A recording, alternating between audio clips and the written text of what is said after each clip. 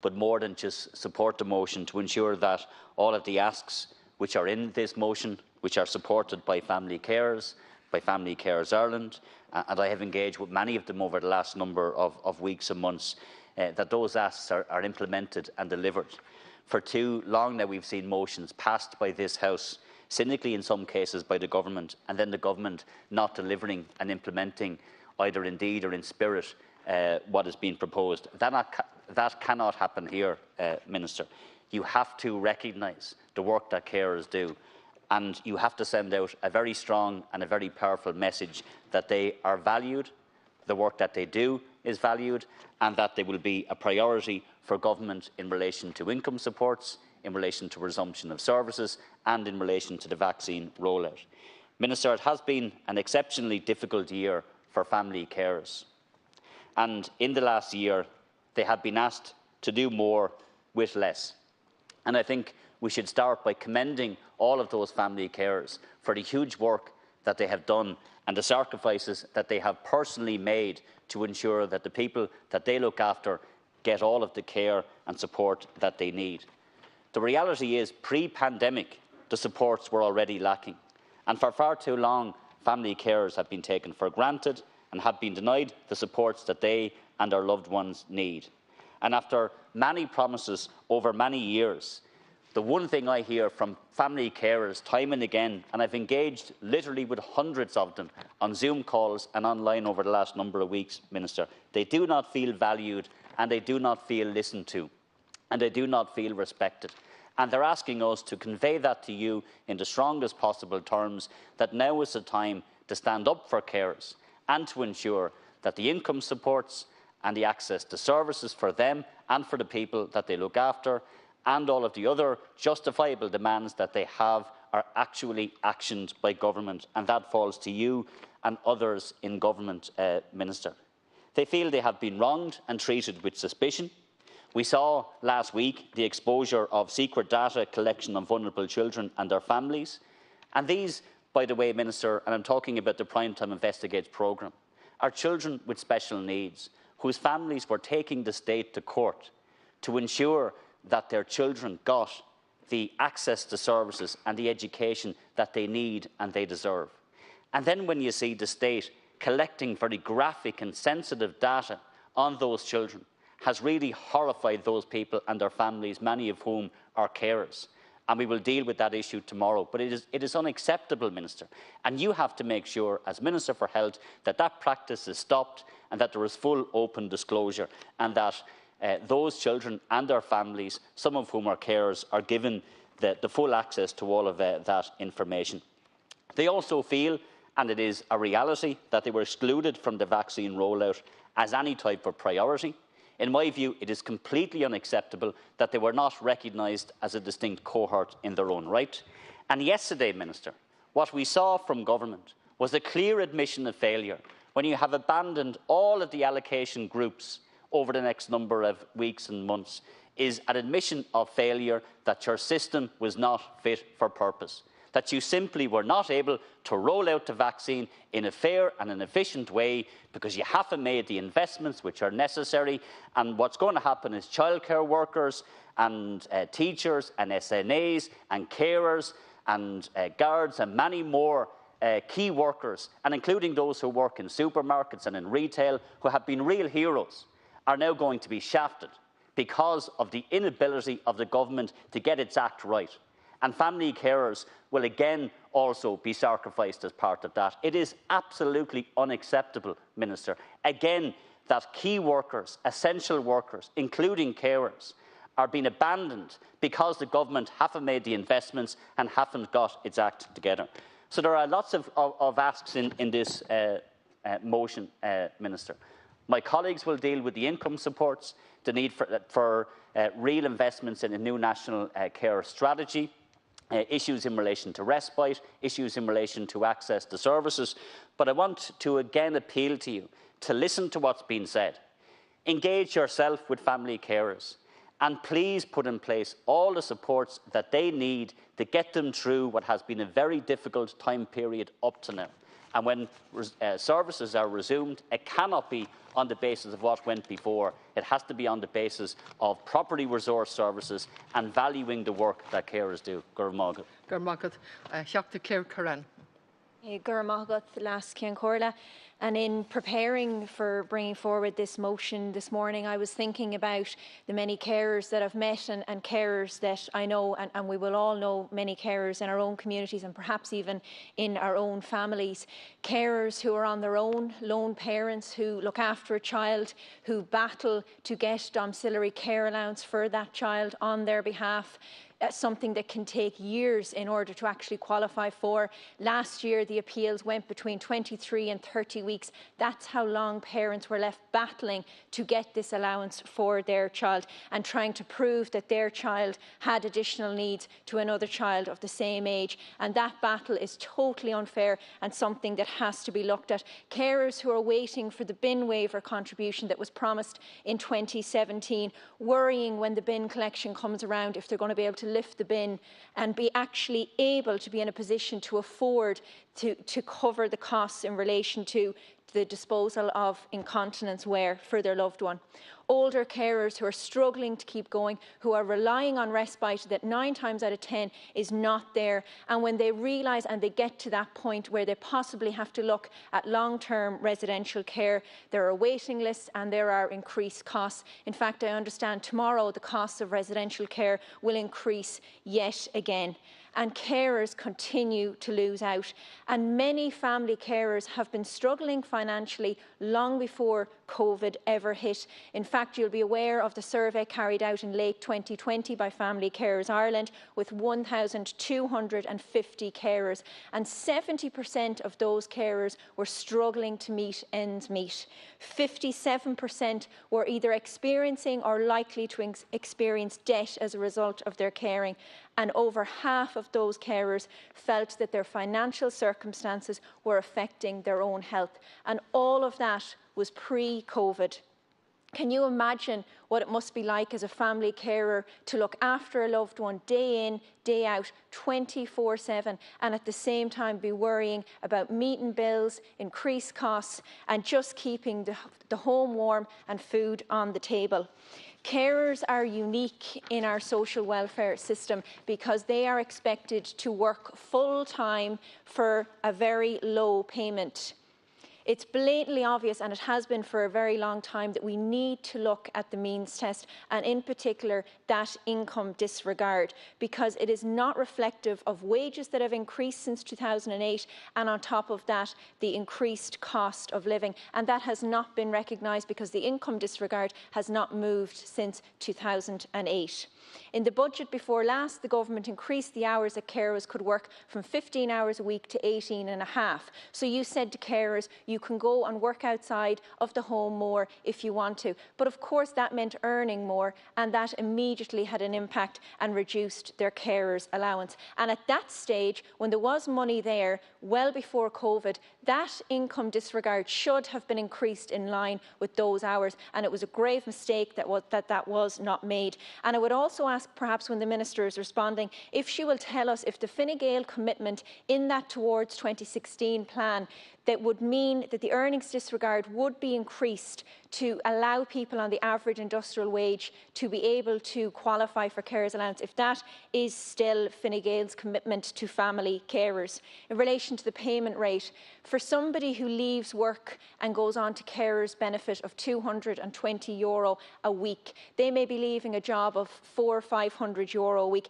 That is a huge drop. And for carers allowance, and we know more than half of people on carers allowance are actually on a reduced rate, so they're not even getting that maximum payment of €219. And that is meaning that far too many of them are living in poverty. And this motion commits to an increase in the next 5 budgets for the carers allowance and the carers benefit, and that is so important for family carers. In relation to the carers support grant, and I had put forward a proposal in last year's social welfare bill that payment would be paid in 2 instalments this year. That was a call from Family Carers Ireland. It needs to increase to 2,000, and I think the government government should really consider allowing it as an option to be paid in 2 instalments. I think that would have went a long way this January to recognise and to give carers that little bit of help in the midst of COVID. Finally, in relation to the state pension, I hope that the total contributions approach will do what it is supposed to do, but we need to make sure that it does that.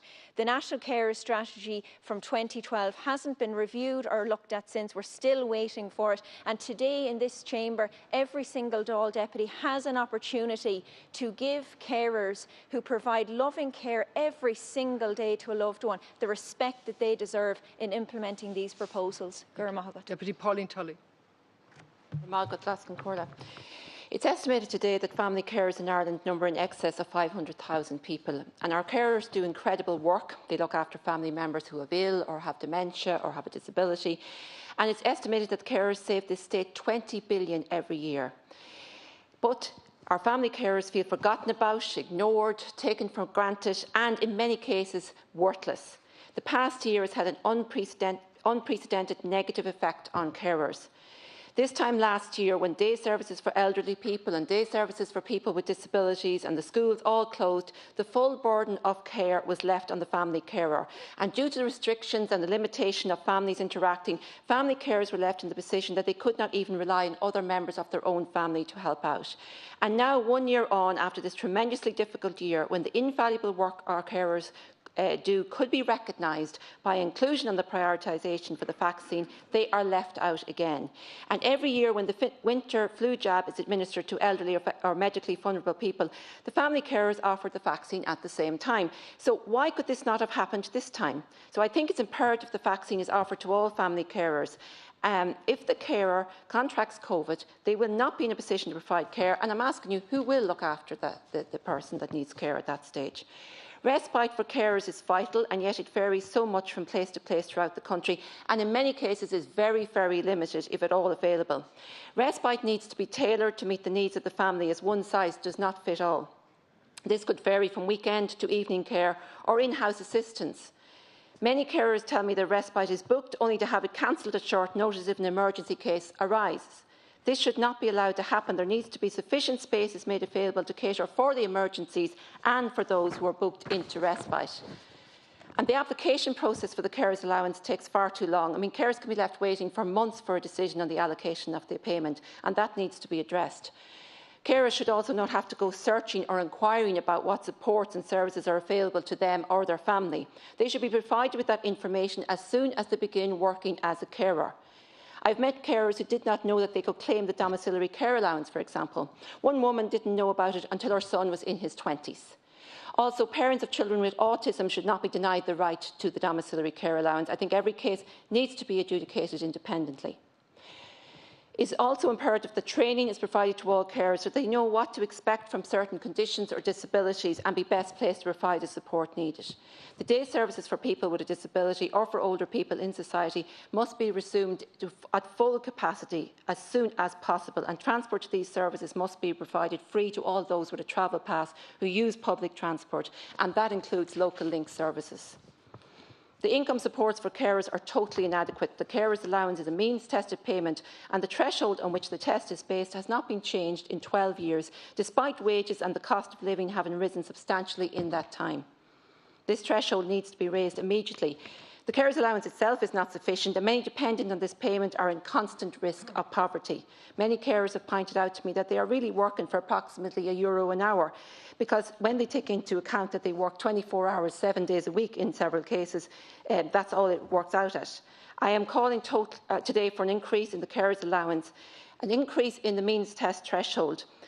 The carers allowance or the carers benefit should be extended to the self-employed, and also an increase in the respite support grant as well, and that should come with an option of being paid in 2 separate payments. There should also be a discretionary fund introduced to help carers to cover the costs linked to COVID, such as the extra costs for electricity and heat due to the family being confined to the house for practically most of the year. And I ask, what happened to the government support of €75 per year to assist persons with medical incontinence that was announced in 2017? The GP card should be extended to all carers also in receipt of the carer support grant. And emergency talk therapy funds should be provided to ensure that carers have access to an accredited counsellor on referral from a GP. And just finally, the National Care Strategy was introduced in 2012 on a cost-neutral basis, which basically means no funding was allocated to the implementation of the strategy at that time or since. Now, the excuse given at the time was that we were coming out of a recession. However, we are now 9 years on and the strategy is still not implemented. The government have made a commitment in the current programme for government to do so, so you must be held to account on that promise. So update and implementation of the strategy is imperative. Thank you. Thank you. There are 2 speakers left now in just under 5 minutes. Deputy Pearse Stafford. Margin to Kurami Charlie or Fodfad and the Cheetah Shaw. I thought I added the vision against Kudu, against Kurum, the Rini, at an Kurum, the Yiharu, against Nifeja Lua, or an upper at their Lewig, the Kurami Shaw, against Niel Doubt be a guy here Takula, a Shannon Rodata score, the Dáil in you. The carers are the unsung heroes for many, many years. Government after government have undervalued or indeed not valued at all the 500,000 carers who provide much important unpaid work to care for their loved ones. And this is an important part of our economy, and because without them we would have a collapse in relation to how we care for people in our society. It would simply break down. And in many ways, carers have been the forgotten people of this pandemic, forgotten by government, undervalued and taken for granted by the state well before this pandemic ever began. And their work, their value needs to be recognised. This motion today just does that. It commits the government to prioritising carers in the vaccination programme, providing financial support for carers in key areas and giving respite for carers who are exhausted and who need a break. And every single deputy in this House knows carers, knows of the work that they do, knows of the needs that they have in relation to having that respite. But can I also talk to the Minister today and make an appeal to him on behalf of carers and indeed on behalf of others as well? People who, like the carers, are the unsung heroes, people who we've stood in these chambers and given rounds of applause, key workers, people, no matter how bad the pandemic was, that we asked them to go and provide a service to make sure that we could put food on the table, that our loved ones were cared for, that our communities were safe, that our children were educated, that our special needs children had the assistance in their classroom. But the decision by government yesterday was shameful to deprioritise those individuals because you simply haven't done your own work over the last year to identify who those individuals were. Those were doing their work. They were in the classrooms, in our communities, keeping us safe, providing care for our loved ones, and they deserve to be prioritised in the vaccination programme. So I say to the Minister, reverse the awful decision that you took last night. Thank you. And to conclude, I have to John Brady. Thanks, Les Corla. Well, this morning we will hear government ministers and TDs standing up and praise carers for the fantastic work they do. Whilst the praise is justified, unfortunately carers have heard it all before from government. Carers don't need any more sympathy, kind words, empty rhetoric or plumazing from government. They need recognition, support and active help. Carers rightfully feel they've been abandoned by this government for far too long. And over the last year, many of supports that have been in place have been withdrawn. This is despite family carers providing increased levels of care. Carers haven't had a break. They haven't had any respite whatsoever.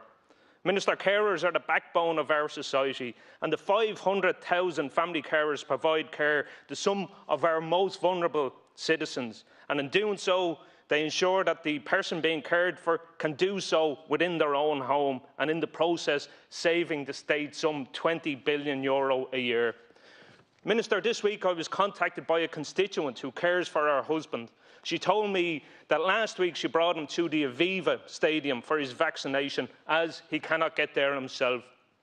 She said that the majority of other people there receiving their vaccination were also family carers. She told me that all the staff at the Aviva are vaccinated and all the care workers there were vaccinated. However, despite being her husband's vital support system as a family carer, bringing him to the many CT scans, arranging for all his medical appointments and ensuring he takes his daily medication, along with all other family carers, she has been completely overlooked and has no idea when she will get vaccinated.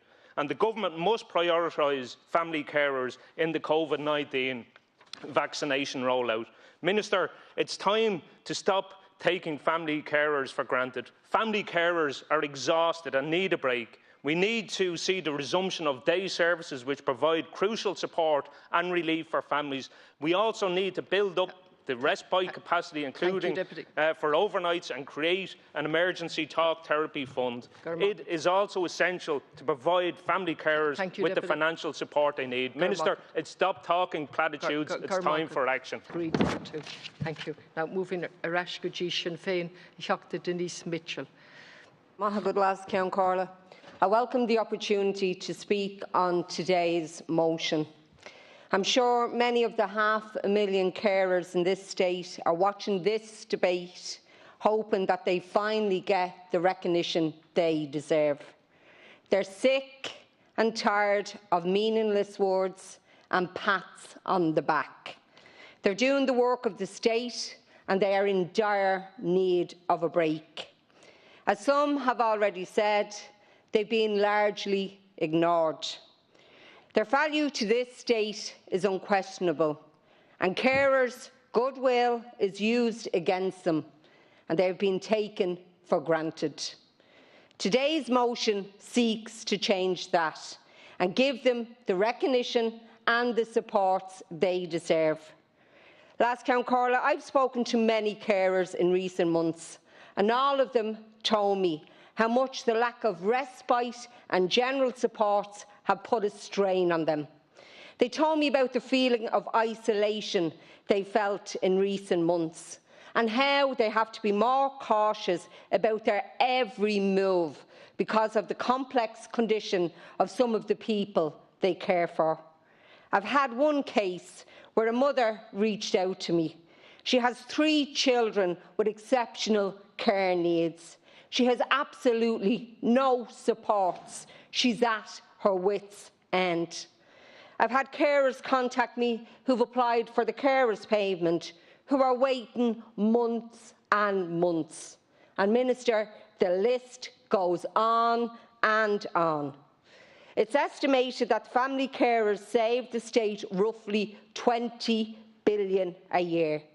They deserve to see the good they do reflected by the state. The implementation of Sinn Féin's Carers Charter would cost a fraction of that, with carers and those they care for benefiting as a result. Minister, we need to do right by carers, and this motion today is an opportunity to do that. And I especially hope it has the support of those government TDs who have spoken out on behalf of carers recently. Let's hope, Minister, their words are not meaningless too. Thank you. Deputy Chris Andrews. Thanks, Laskin Corla. Who, Minister, is going to care for their carers? It's not this government, it seems. The strain on carers and families is horrendous at the best of times, but during this pandemic it has been unbearable. We need to invest in carers. Investing in carers is a win-win for everyone, for both families and the state. It takes the pressure off the hospitals, the nursing homes and the GP services. Investing in respite should not be seen as a cost, because it's not. The savings are immeasurable. The state saves on so many levels. Financially, there is a saving for the health system, and that saving is a lot more than is spent on the carers. So we need to give more to make their lives bearable, because at the moment their lives are not bearable. Last week we heard about the state putting together secret dossiers on families of children with autism to use against them. That's what the state thinks of families who are already struggling and caring for loved ones. I have spoken with carers from Ringsend to Rathmines and Kevin Street to Kimmage. They are all saying the same thing. They are hanging on by their fingertips. This Sinn Féin bill will prioritise carers in the vaccine rollout. Carers are caring for very vulnerable people. Carers are not considered as a group, so fall through the net, and it is possible that some carers, despite the huge strain, could be among the last to be vaccinated on an individual basis. Each day carers are not vaccinated is another day they play Russian roulette with a loved one. The stress and anxiety this leads to is having a hugely negative impact on carers and their mental health. Carers are vital, but they are not valued. This bill will support carers financially and also improve the level of respite available, and also ensure that the compilation of secret dossiers on families challenging the state will end. Day services will be resumed. Carers do not need any sympathy or rounds of applause. They need action and they need support. Our bill will deliver the change carers deserve and give the support they desperately need. So today, let's not just recognise carers as vital, but let's value them. Let's give carers a break. Thank you. Good. Deputy Johnny Girk. Thanks, Lascan Corla. Minister, I want to commend my fellow deputies for introducing this bill on family carers to the House. 500,000 family carers across the country give in-home supports every week. They are loyal and dedicated and save this state up to €20 billion. They work in most cases 24 hours a day, 7 days a week, with most carers not getting paid for half the hours they have worked, which is up to 19 million hours per week unpaid. We need to acknowledge the care they provide for the most vulnerable people in our society. Family carers are not currently scheduled to get vaccine any sooner than the general population, even though they play a vital role as primary caregivers to people who have very vulnerable immune systems. Since the pandemic started, they haven't been offered any PPE or financial support. Family carers are exhausted. A constituent of mine from Navan was in touch with me. She was looking after a loved one who was sick and then needed to be transferred to the hospital for more in-depth care by doctors. They cut this person's family care allowance, even though they still travel up to their loved one every day, feeding them and bringing change of clothes back and forth, tending to their everyday needs. Family carers need financial supports, so we need to look at the eligibility criteria in applications and extend it to help struggling families. Family carers need to be needs tested, not means tested. A few weeks ago, I called the district nurse about an elderly lady who was waiting on home care. I was told that there was 300 people on the list, and the woman I called about was 80th on the list. It's no good approving people for home help if there is nobody there to do it. There aren't enough HSE carers. Private companies are not providing the hours that are sanctioned, and the elderly and the carers of people are left out on a limb. Minister, the sad thing is that this government does not recognise that every carer in the country is an unsung hero. Thank you. Deputy Rose Conway-Walsh. Thank you, Las Cahirlach. Today, Minister, Sinn Féin is providing you and your Fianna Fáil colleagues and Fine Gael and the Greens with an opportunity to clearly demonstrate that this government cares for family carers. Family carers have been severely impacted by COVID-19. They have not had a break, or many of them have not had a break for over a year now. As always, they're taken for granted. It's taken for granted that family carers will just keep going regardless. Many of these family carers, we have to remember, have families themselves. They have children themselves that are put to the back of the row because of their struggle to care for their loved ones. They have to watch their mums and dads struggling to keep going financially, physically and emotionally. This struggle is compounded by the lack of respite, the hidden costs of caring, and the fight for services above all, the fight for physiotherapy, the fight for occupational therapy, and the fight for chiropody and other therapies that they need. Now, Minister, I'm really glad to hear you say 150 million to provide community care at the right place in the right time. They're fantastic words. But I got a call this morning to say that our local hospital, the district hospital in Balmullet, is being cut down to 12 beds in the middle of a pandemic. This is the hospital that had 41 beds before Fianna Fáil got their hands on it. This is what you're doing in the community. So I just get so angry when I hear you come in here and say we're providing care in the right place at the right time. My question to you, is Balmullet not the right place, and is this not the right time? Minister, I watched last week the primetime programme for carers. I was shocked, yes, because I'm always shocked about these things, but I was not at all surprised. And the reason I wasn't surprised is I come again and again and again, the culture of protectionism within the system, the protectionism that exists within the system that you head up. It is all about protecting it's about protecting the institution, and the people who should be the centre of that come last. You need to fix it, Minister. Minister, I was contacted yesterday by somebody living in Swinford, 85 years of age, don't know when they're going to get the vaccine, don't know from their GP can't tell them. They ring the helpline, nobody can tell them when they're getting the vaccine. In the same way, a mother of a youngster with multiple disabilities, they don't know when they're going to get the vaccine, and they have to watch. They have to watch what's happening at the Beacon. Minister, my question to you is, have you done an audit of all of the vaccines that have been distributed? Because I know for a fact, I wrote to the HSE in late January, telling them about this problem, where the friends and the cronyism and the vaccine fraud was rampant in this country. Have you done an audit? Deputy Mayor Lou MacDonald. Gurmahagat Cahirlock, and I'm sharing with Deputy David Cullinan. So at the beginning of this debate, the Minister for Health described family carers as the backbone of caring in our state. So I want to put on the record some of the words of the backbone of care in our state. I'm so fed up and worn out from fighting for the basic rights of my daughter. With so little support, I live in a constant state of distress and worry for my child, and I regularly cry myself to sleep at night. I don't get a break, but I'm at breaking point. Who will look after my elderly parents if I get COVID? At the end of the day, carers aren't part of the old boys network, so we don't get the deals and bonuses that the government seems happy to hand out to their buddies. These are the words, the experiences of family carers who are amongst the best and the most decent people in our society, and yet for far too long they have been abandoned by the state and forgotten, certainly during this pandemic. It's been a very difficult year for everyone, but now is the moment to turn the page on how family carers are treated by the state.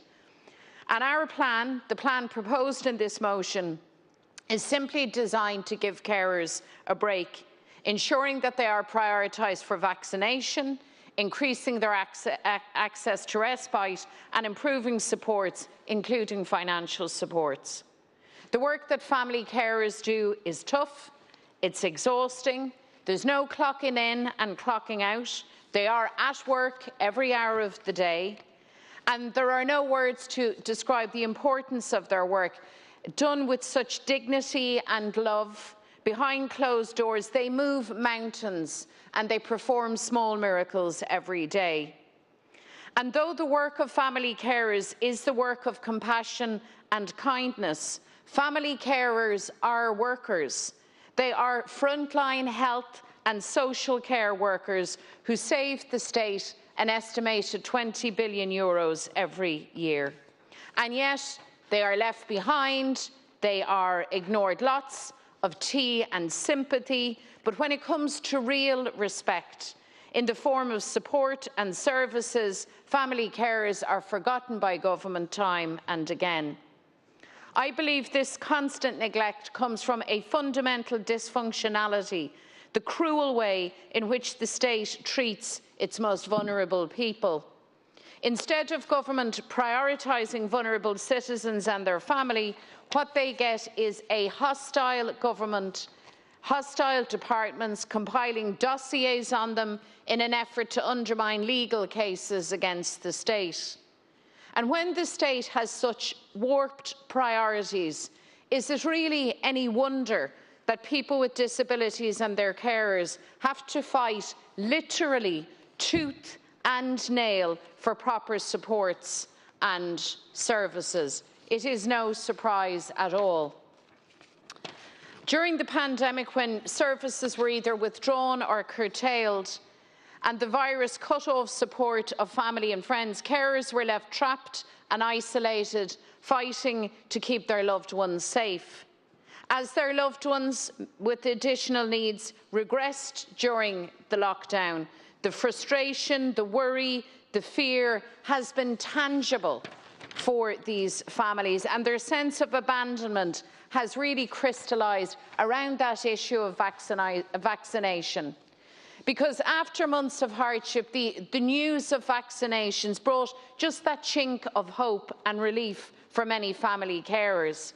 But it came literally as a punch in the gut for family carers that they were not to be prioritised for vaccination. The refusal to afford family carers priority boggled the mind and begged fundamental questions of this government. And they asked, very reasonably, who will care for their loved one should they become sick with this virus? Yesterday, we discovered that family carers definitively will not get the priority that they deserve. And this has been a kick in the teeth to them. Not alone that, but family carers will be joined by childcare workers, by special needs assistants, by teachers, by Gardaí, by those that work in retail and transport. In other words, the very frontline heroes that went above and beyond over the past 12 months, the people that we saluted and acknowledged for keeping society on the move, for keeping us safe, they are now to be set aside.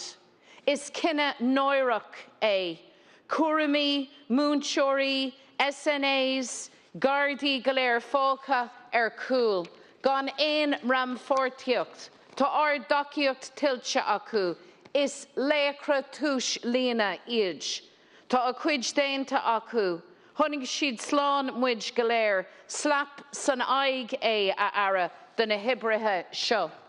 This is a slap in the face, and the truth is that you've changed your vaccination strategy simply because you did not have your work done, simply because the government and the state failed to provide the correct mechanisms to roll out an effective and safe vaccination strategy. That's the truth of the matter, and frontline workers will now pay the price for that, and family carers will again be set aside and left aside. The Minister has indicated that he will and that the government will not oppose the motion that we have brought before the House, but we're asking much more of that than that of you. We want you to support this motion. We want you to go further than that again and ensure that all of the provisions set out in our plan are in fact realised. Because it's time to change the present, indeed it's time to change the future for the hundreds of thousands of family carers in Ireland. And if we're prepared to work together, we can do that. We can move from a situation of neglect to one where family carers are truly valued. And when somebody asks the question, who cares for the carers? Well, then the answer should very simply be, all of us do. So I'm asking every single TD to back this plan and to ensure that this plan is implemented. I'm asking you in government in particular to now show up for family carers by urgently implementing the measures that we as a Dáil will agree here this morning. Thank you, Ceann Comhairle. Minister, COVID has shone a spotlight on many sections of society and the vulnerabilities of some of those sections, and family carers are one of them. And in my view, this has to be the start of finally delivering for carers, a new beginning for carers. And I have to say, I don't have confidence in this government or any of the main Conservative parties in this state to deliver that new beginning. You've been in government for decades. All the carers I talk to are sick and tired of false promises, sick and tired of hearing from the same politicians from the same parties who tell them what they want to hear outside, and then when it comes to budgets and resourcing and putting in place plans, it doesn't happen. But I can tell you, Minister, and more importantly, I can say it to family carers, that will not happen under a Sinn Féin-led government. We will put carers first. We will put in place the services and supports that they need. We would make sure that they were prioritised in terms of the rollout of the vaccine. We will attempt to clear waiting lists for disability assessments, speech and language therapy, physiotherapy, counselling services and across-the-board healthcare. We would expand eligibility for carers' benefit and GP visit cards. We would relax the means test for the carers' allowance and establish a discretionary fund for COVID utility bills for carers. We will ensure that they get the support that they need, and we will also ensure that the big state will not be collecting data on families of children with special needs, very sensitive, graphic information, to use that information against families to force them to drop dormant cases that they were taking to get their children the supports and the education that they need. That's what carers and children with special needs and their families can expect from a Sinn Féin-led government. So I really hope that the government is not just again not opposing this motion, but then won't do anything about it once this session is complete. Carers are watching. They're watching me, they're watching my party, and they're also watching you and the government as well. Do more than not oppose this motion. Deliver on what the motion has asked of you here.